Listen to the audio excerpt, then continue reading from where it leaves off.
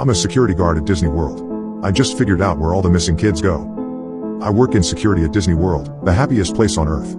Typically, I wouldn't say where I work as obviously there are some pretty strict rules about things employees can put online, but I just don't think I can tell this properly without that context. And, honestly, I think this may be it for me anyway with this job. I just can't see myself working here any longer now. I've been with the company for 23 years. The first 20 years I worked in the parks, nabbing shoplifters and rounding up people who were drinking too much for the heat. Occasionally there'd be a fight to break up, but people usually kept it pretty mild. The heat and walking was getting too much for me the last few years, so I asked to be transferred somewhere with AC and the company moved me to one of their resorts. While the working conditions were 110% better as far as climate and comfort go, the guest issues were trickier, mainly domestics. I guess the expensive and stress of vacation got to a lot of people and I'd be called by neighboring rooms because some mom and dad were yelling at each other. I'd try to suggest they take a nap or go do separate activities for a bit and that would usually calm them down. But none of that is what I'm here for. I've got to get this out while I have time. 3 days ago I got a call from management. Apparently a couple of days before that, housekeeping had went into a room that should have been turned over that day. Turned over is when one guest leaves by about 11 a.m. and the next guest checks in around 3 p.m. and all of the guests' items were still in the room. Housekeeping made a note of it and moved on, but during the next 2 days when they entered the room, everything was still there and untouched. I went to check it out and sure enough there was an empty room full of luggage, clothes, snacks, some toys, everything a family would need for vacation. The manager had already looked up the previous reservation and it was for a family, dad, mom, 2 little kids. I tried to call the phone numbers they had given but all I got was voicemail. We were a bit stumped so I made the call that housekeeper could clean the room and take the family's personal items to be held until we got in contact with someone. I went digging into the reservation more. The family had arrived 5 days before housekeeping discovered all of their stuff. I found that the family had paid a parking fee and their vehicle description was listed. A quick walk of the parking lots and I had easily located their vehicle. So that ruled out a car accident or them deciding to just leave all their stuff behind. Next, I saw that they had bought a dining plan. This is when a guest prepays for all of their food. They're given a certain number of credits to use for meals. This family had only used 3 credits and the last one was 2 days after they checked in. It appeared that the day they arrived, they got here late and probably just stayed on the resort. The next day they used 2 credits at Epcot. The second park day they used just 1 credit at Magic Kingdom and it was at breakfast time. Now at Disney we have something called Magic Bands. Magic Bands are worn by the guests and act as a room key, park ticket, credit card, dining reservation payment, fast pass, a system used to bypass lines, and more. It took some work, but I was finally able to look up this family's fast pass history. The day they went to Magic Kingdom, they had breakfast at a restaurant in the park, rode a couple of rides, and then rode their last ride. It's a small world around 11 a.m. then nothing. Finally, it was time to bring in someone else on this. I called an old coworker at Magic Kingdom and asked him to pull security footage for It's a Small World at the time they rode it and I made my way over there. When I got there, my friend was very confused, almost distraught, looking. He showed me what he found. There's usually a camera in the direction of where rides load and unload. The footage showed them scanning their bands to use fast passes for the ride and boarding the ride. The footage from the exit of the ride just showed the other people in their car exiting. They weren't there. Of course we thought the worst. Maybe one of the kids had fallen out and mom and dad and the other kid got off in the middle of the ride to help and they all got injured or killed or stuck in machinery somewhere. So we shut down the ride. Middle of the damn day. Turned off that earworm music and turned up the lights. Me and my buddy walked that ride 3 times before we called in help. Eventually there was close to 10 cast members searching, and we didn't find shit except for 3 cell phones and a hat. I was right stumped. I've kept digging the past couple of days, and I'm not sure who to tell what I found next to. I've called the police and I suppose they're on the way, but the company has a way of covering up things like this and I decided I can't live with myself if I don't put out some type of warning. I kept digging into their reservation over the last couple of days and today I noticed they had purchased Memory Maker. There are photographers all over the parks and cameras in a lot of the rides and, with Memory Maker, the photos are all free. They automatically get added to a guest's Disney account when the system knows their picture has been taken. And the system always knows. Everyone's whereabouts are always known with the Magic Bands. Well, I opened up their Memory Maker photo album and, I swear, there's 732 pictures. The first 30 or so are pretty normal. Epcot, a few rides, in front of the castle. But the rest are all in It's a Small World. The rides only take 1 picture per go around. So it appears as though this family has ridden this ride over 700 times. The first picture was pretty normal. Everyone looked happy, it was busy day and a full car of guests. The next one is rough to look at. The car is empty except for this little family and they look so darn confused. The next 10 to 15 I can see dad getting angry, yelling. Mom is holding on to those 2 kids like her life depends on it and you can see the kids getting increasingly upset, crying. And it goes on, and on, and on. After 50 or so it looks like they're trying to get out. In one the dad is missing. In another they're all gone. Maybe like they bailed early in the ride and tried to walk out, but in the very next one, they're all right back in that damn car. After around 450 or so, I only see the mom and kids. It's just when I look closely I can see dad, maybe just his body now, slumped down in one of the other seats. Since about 675, there's just mom and one kid. Another body in another seat. The mom and kid aren't moving anymore. I think them two are still alive, just damn near catatonic. Looking straight ahead, pale. And, y'all, I swear on my fucking life, the dolls are moving or something. In some of these pictures I can tell they aren't where they should be. I even saw one with a doll in the car with his family. I can't look anymore or I'm going to lose my lunch. I closed the album. Its file size has increased since I closed it. God, are there new pictures being added? I see on security cameras that the local PD just arrived, so they'll take over soon. I wish I knew what the fuck is going on, but I also wish this damn thing had never landed in my lap. I don't think I'll be able to update this. After I talk to the police, I think I'm going to walk out of here and never come back. I just wanted to get this out there, before Disney feeds the media some bullshit cover-up as to why a whole family vanished. They didn't vanish. I know where they are. My girlfriend died a year ago. Somehow she keeps on messaging me on Facebook. I think she's contacting me from the afterlife. Tonight's kind of a catalyst for this post. I just received another message, and it's worse than any of the others. My girlfriend died on the 7th of August, 2012. She was involved in a 3-car collision driving home from work when someone ran a red light. She passed away within minutes on the scene. We had been dating for 5 years at that point. She wasn't big on the idea of marriage. It felt archaic, she said, gave her a weird vibe, but if she had been, I would have married her within 3 months of our relationship. She was vibrant, the kind of girl that would choose dare every time. She was happiest when camping, but a total technophile too. She always smelled like cinnamon. That being said, she wasn't perfect.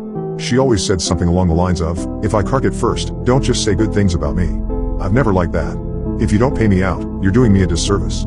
I've got so many flaws, and that's just part of me. So, this is for M. The music she said she liked and the music she actually liked were very different. Her idea of affection was a side hug. She had really long toes, like a chimpanzee. I know that's tangential, but I don't feel right discussing her without you having an idea of what she was like. On to the meat. M had been dead for approaching 13 months when she first messaged me. September 4th, 2013. This is when it began. I had left Emily's Facebook account activated so I could send her the occasional message, post on her wall, go through her albums. It felt too final, and too on Emily, to memorialize it. I share access with her mother, Susan, meaning, her mother has her login and password and has spent a total of approximately 3 minutes on the website, or on a computer, total. After a little confusion, I assumed it was her. November 16th, 2013. I had received confirmation from Susan that she hadn't logged into M's Facebook since the week of her death. M knew a lot of people, so I instantly assumed this was one of her more tech-savvy friends fucking with me in the worst possible way. I noticed pretty much immediately that whoever was chatting with me was recycling old messages from M and my shared chat history. Though the wheels on the bus comment was from when we were discussing songs to play on a road trip that never eventuated. Hello happened a million times. Around February 2014, Emily started tagging herself in my photos. I would get notifications for them, but the tag would generally always be removed by the time I got to it. The first time I actually caught one, it felt like someone had punched me in the gut. She would tag herself in spaces where it was plausible for her to be, or where she would usually hang out. I've got screenshots of 2, from April and June. These are the only ones I've caught, so they're a little out of the timeline I'm trying to write out. Around this period of time, I stopped being able to sleep. I was too angry to sleep. She would tag herself in random photos every couple of weeks. The friends who noticed and said something thought it was a fucked up bug. I found out recently that there have been friends who have noticed and didn't say anything. Some of them have removed me from their Facebook friends list. At this point, some of you may be wondering why I didn't just kill my Facebook profile. I wish I had. I did for a little while. On days when I can't get out there, though, it's nice having my friends available to chat. It's nice visiting M's page when the little green circle isn't next to her name. I was already socially reclusive when M was alive. Her death turned me into something pretty close to a hermit, and Facebook and MMOs are my only real social outlets. On March 15th, I sent what I assumed was M's hacker a message. On March 25th, I received an answer. It wasn't until I was going over these logs a few months later that I noticed she was recycling my own words as well. My response seems kind of lackluster here. I was intentionally providing him/her with emotional bait. This is actually devastating. To keep them interested in their game, I was working off the assumption that the kind of person to do this would be the kind of person that would thrive on the distress of others. I was posting in tech forums, looking for ways to track this person, contacting Facebook. I needed to keep them around so I could gather evidence. Before anyone asks, yes, I had changed the password and all security info countless times. 16th of April. I received this. This seems like word salad. Like all our conversations so far, it's recycled from previous messages she sent. 29th of April. I hadn't discovered any leads. Facebook had told me the locations her page had been accessed from, but since her death, they're all places I can account for: my home, my work, her mom's house, etc. My response here wasn't bait. Yo ask Nathan was an in-joke too lame worth explaining, but seeing her say it again just absolutely fucking crippled me. My reaction in real life was much less prettier. I'm not expecting my bond back. Her last few messages had started to scare me, but I wouldn't admit it at this point. 8th of May. I don't really have the words for this. FRE as in G is the first original word she's made.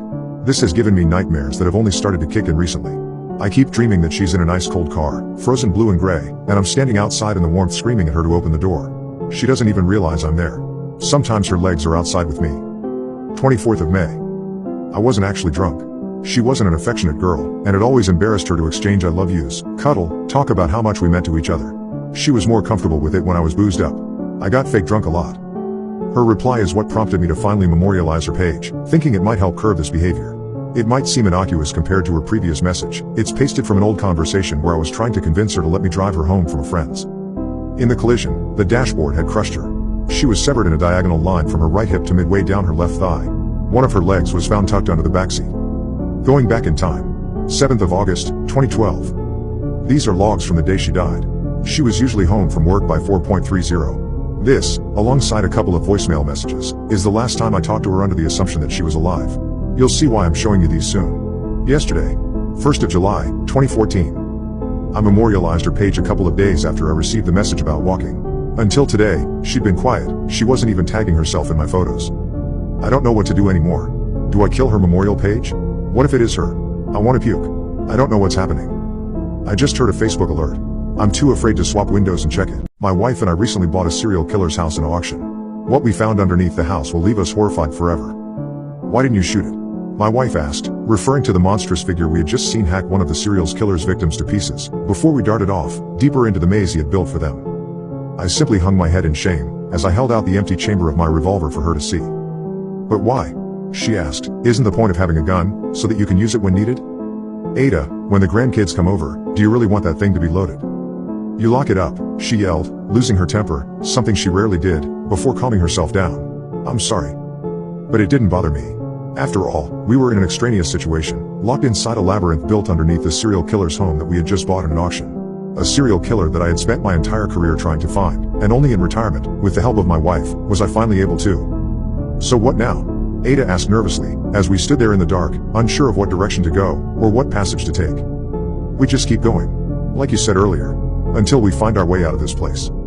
My wife, left with no other choice, reluctantly agreed.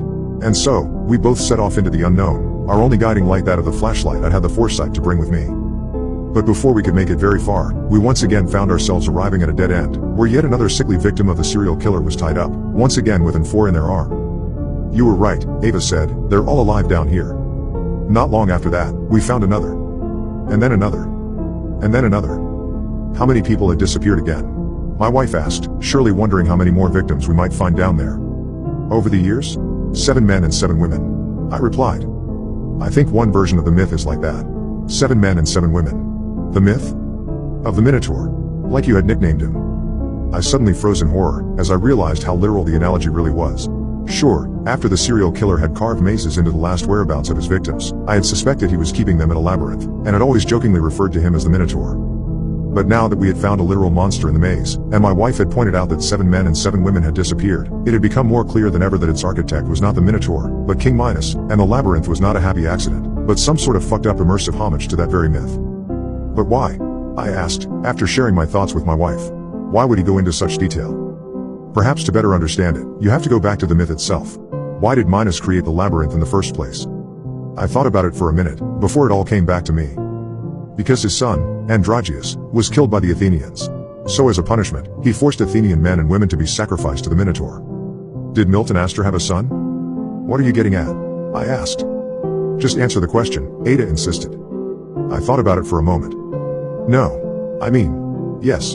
But he died. Along with his wife. Well, there you have it. Have it?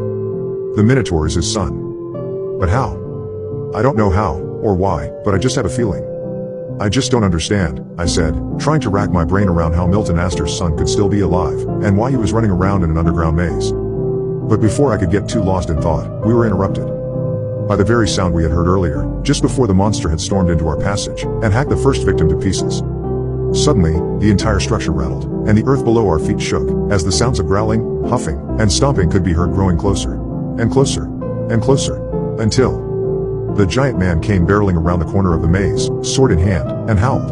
Ah, it cried out, as I shone my flashlight light into his eyes, and was finally able to see the monster's head. It was that of a man's, covered in a burlap sack, with holes cut out for eyes and mouth, with horns seemingly drilled into his head. What the fuck? I cried out, as Ada took a step back and screamed. That's the fucking Minotaur, she called out, as she put her arm around the 3 new victims we'd found and attempted to back them away. Reward HH. The giant screamed, as it raised its sword above its head. But just then, in that very moment, my flashlight's battery died, and the entirety of the passage went dark. Not knowing what else to do, and fearing that the Minotaur would strike at any moment, I reached out into the darkness, took Ada by the hand, and ran in the opposite direction of the monster. But the victims, Ada called out. Just run, I urged her, as we darted away down the tunnel, to the sound of the poor victims being torn apart. A good distance later, we finally stopped to catch our breath, and held each other, shaking, in the pitch-black dark of the labyrinth. All was quiet, except the heavy inhales and exhales of our exhausted panting, and what I swear was the sound of both our beating hearts, still racing from the encounter and the escape that followed.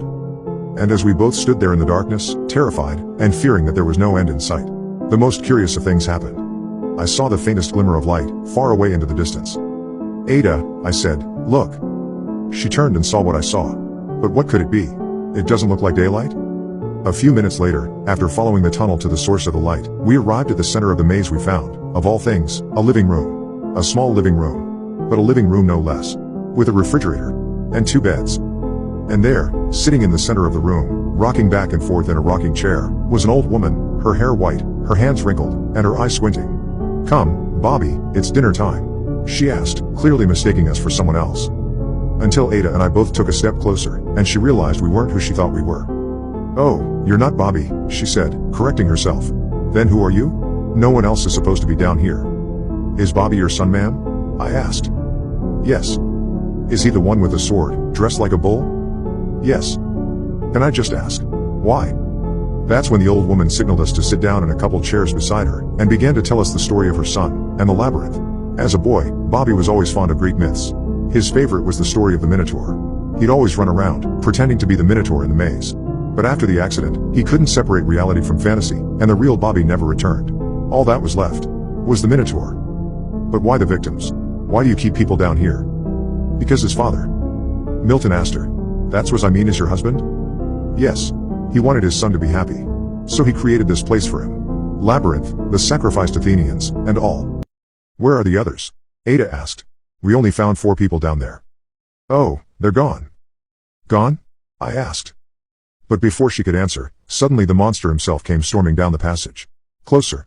And closer. And closer. But when he arrived at the living room, and saw his mother, the Minotaur, or should I say, Bobby, simply relaxed his composure, and took a seat at a nearby table, where a plate and silverware had been waiting. Where have you been? It's dinner time, his mother said, as she walked over to the refrigerator. But what we didn't expect was what she removed from it.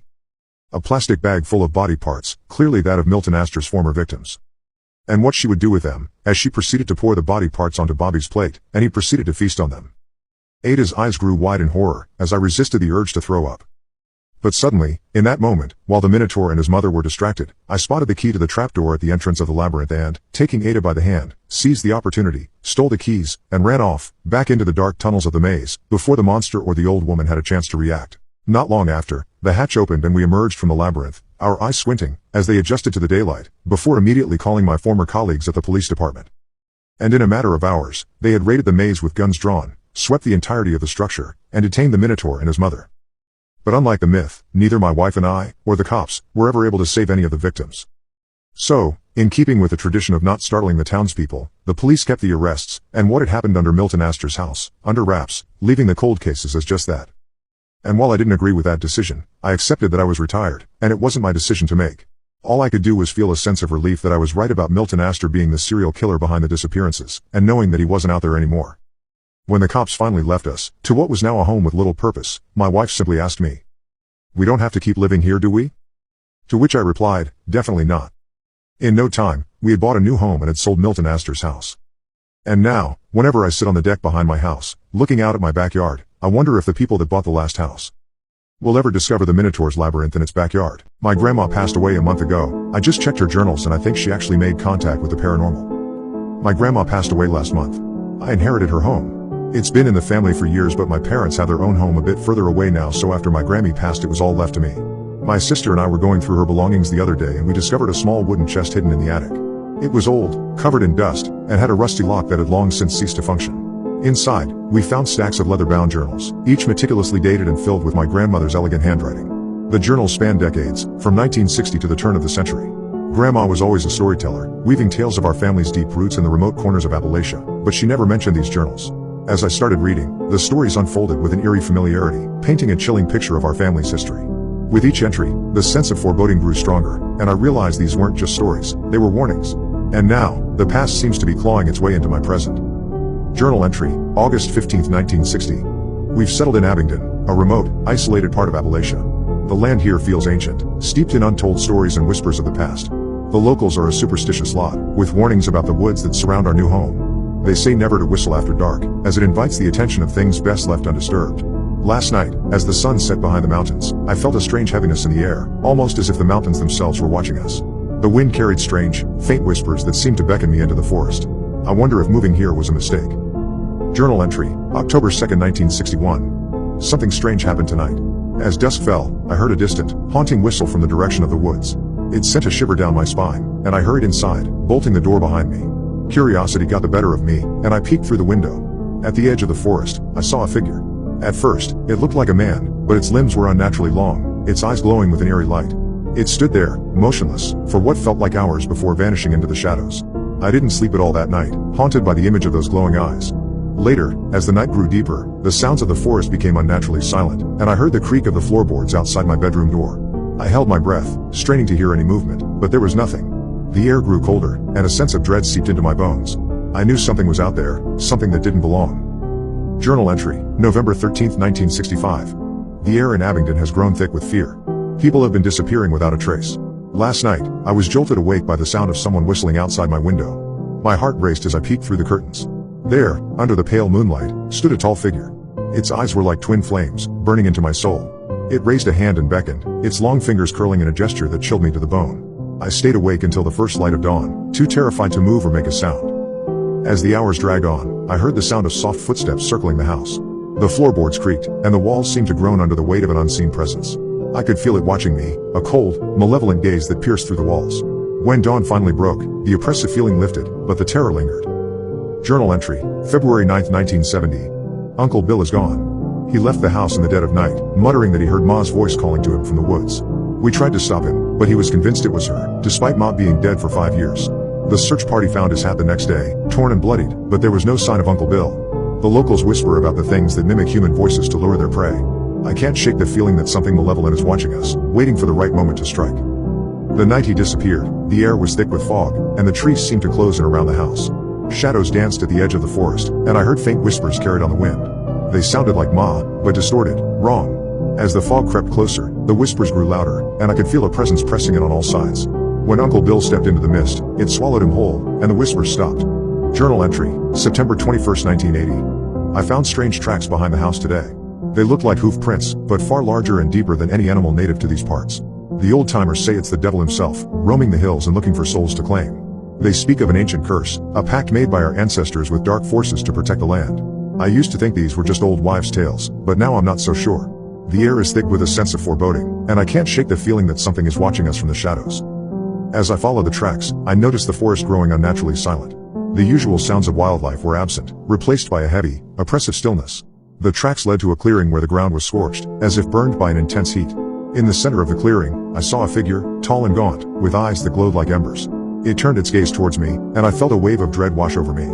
I fled back to the house, but I could feel its presence following me, a dark shadow that clung to my every step. Journal entry, May 12, 1995. I've seen it with my own eyes, the creature whatever it is. I was out checking the traps when I felt an overwhelming sense of dread, as if I was being watched. I turned and saw a creature emerging from the woods. It shifted forms, part human, part beast, its eyes burning with an unnatural light. It let out a low growl, a sound that seemed to vibrate through my very bones. I ran, stumbling and tripping in my haste, but I never looked back. Even now, I can feel its eyes on me, a malevolent presence that haunts my every step. The night after my encounter, I heard scratching at my window. I dared not look, but the sound was persistent, a slow, deliberate scraping that set my nerves on edge. I covered my ears, but the noise only grew louder, more insistent.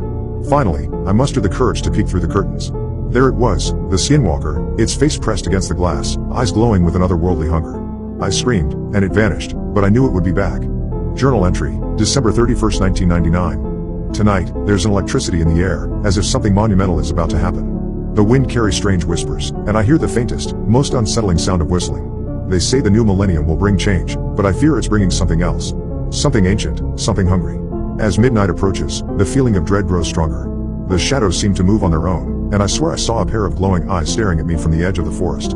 I can't shake the feeling that the past is catching up with us, and whatever it is, it's coming for me. As the clock struck midnight, the house was plunged into darkness. The wind howled, and the walls groaned as if under immense pressure. I heard footsteps, slow and deliberate, moving through the house.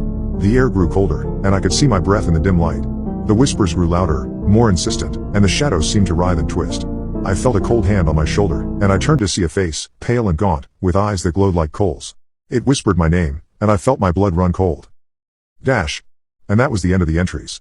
As I close the last journal, a faint whistle drifts through the air, sending a chill down my spine. My hands tremble as I lock the doors and draw the curtains. The tales of Abingdon aren't just stories, they're a legacy of fear and darkness passed down through the generations. I realize now that by reading these journals, I've awakened something that should have remained buried. For the longest time I believed in this, but only since reading the journals have these instances started happening firsthand to me. The nights are long and sleepless. I hear that haunting whistle every night, growing closer with each passing hour. Shadows dance just beyond the tree line, and the air is thick with the weight of untold secrets. I know I have to leave this place, but deep down, I fear that some things you can't run from. The past has a way of catching up, especially in Abingdon. I love this family home, but I'm afraid I can't stay here much longer. At my job, getting Employee of the Year award is the worst thing that can happen to you. Today I just won the award.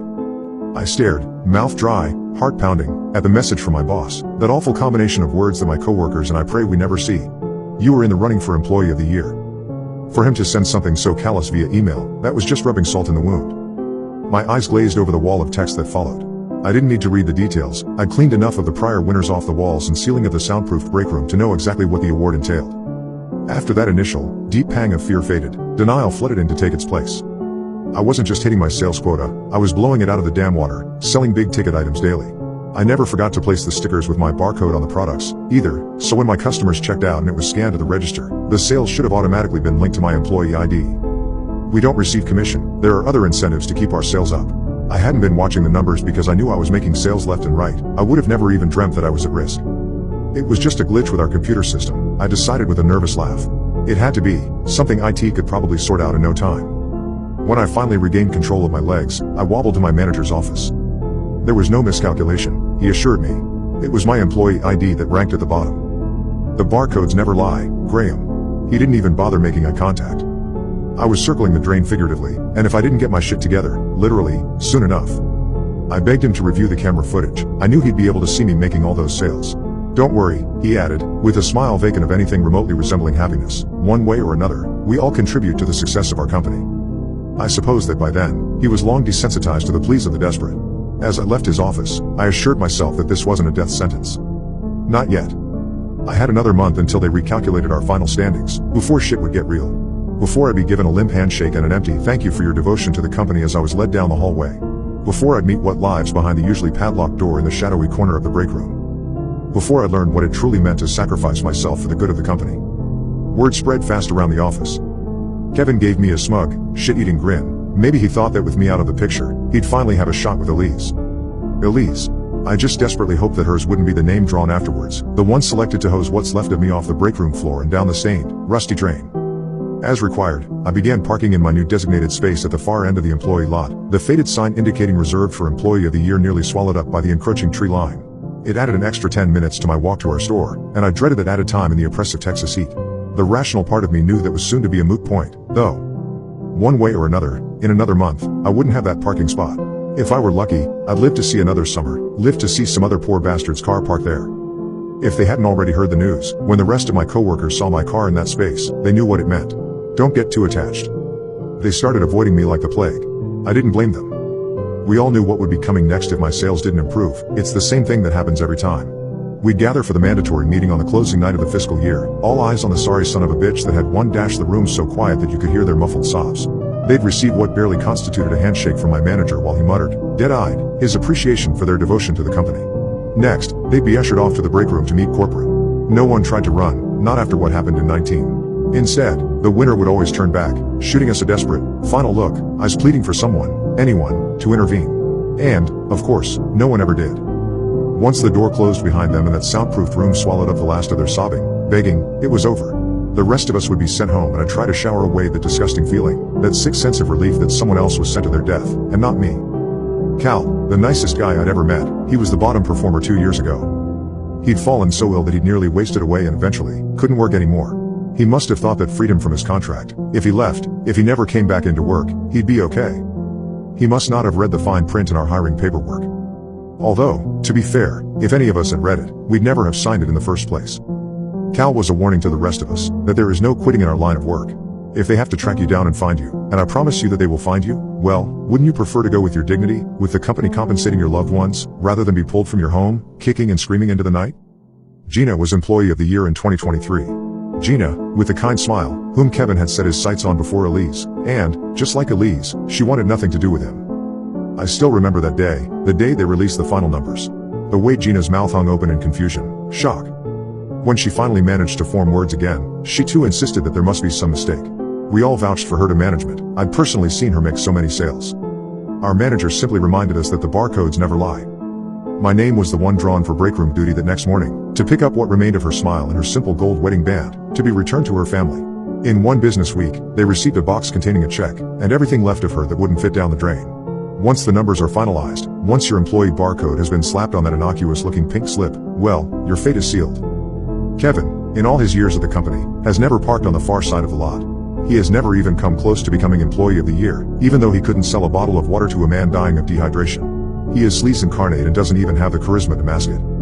I never understood how he did so well, but I couldn't afford to think about him. I had myself to worry about, and the glitch in the system. Anytime I found myself in the break room, that ancient wooden door was an unwelcome reminder of the impending one-way trip it held for me. I took special care to keep an eye on my sales, working my ass off, pulling double shifts. I pulled up the numbers as the end of month drew near, and couldn't believe it. I was still dead last. Somehow, there were days where less than half of my sales had been recorded to my employee number. I didn't understand. I waited for the opportunity to sneak into the manager's office, and pull the footage myself. I'd show the boss that something had gone wrong with the calculations, that the system was broken. I finally got my chance. At first, I triumphantly watched myself make sale after sale, far more than had been credited to my account. For the first time in a month, I felt a sense of relief. I had evidence, and that had to count for something. I switched feeds, to the camera nearer to the register so I could confirm that the codes were being scanned. I'd seen several scans successfully, and reached to turn off the recording. That's when I saw it. Saw him.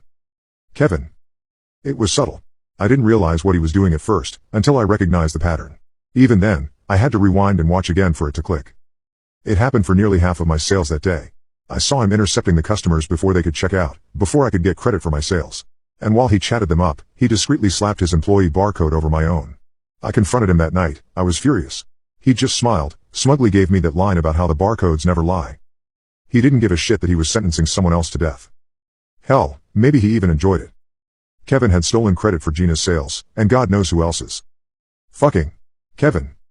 The day our numbers were to be finalized, he had the audacity to place his barcode over mine on a huge sale I'd made. He made no attempt at hiding it, right in front of me. He flashed me a grin as he did. I caught up with the customers before they checked out and they kindly allowed me to peel the sticker off.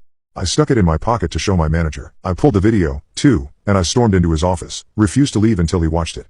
I studied him as his eyes moved across the screen, and if he was upset or shocked, he certainly didn't show it. Finally, he met my eyes, and at the sight of the pain in his, well, for the first time, I felt a sense of relief. Until I realized why he looked so miserable. Until he whispered, "I'm sorry, Graham. Someone has to receive that award tomorrow. It's out of my hands." I wordlessly handed him that damn barcode sticker of Kevin's that I'd peeled off. He studied it for a long moment before he handed it back to me with a mere, "Why don't you hold on to this?" I told Elise what had happened over lunch, and as much as I appreciated her outrage on my behalf, I was already resigned to it. I'd mainly wanted to warn her because I had a sick feeling she'd be the one Kevin went after next. I'd be lying if I said I wasn't devastated when, that night, my boss called me into his office and informed me of the final standings. Yeah, I knew it was coming, but I guess it's just human nature to hold on to denial, hope, until the bitter end. For what felt like an eternity, we stared at each other in silence.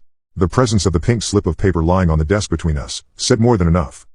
Finally, my eyes drifted down to the form. He'd already signed, but the space where my barcode, the series of vertical lines spelling out my death sentence, should have been placed, was empty. I never knew how this part went, since it always took place behind closed doors. No one that ever filled out that form lived to tell the rest of us about it. "I need you to place a barcode here before I send the form to corporate," he said, eventually.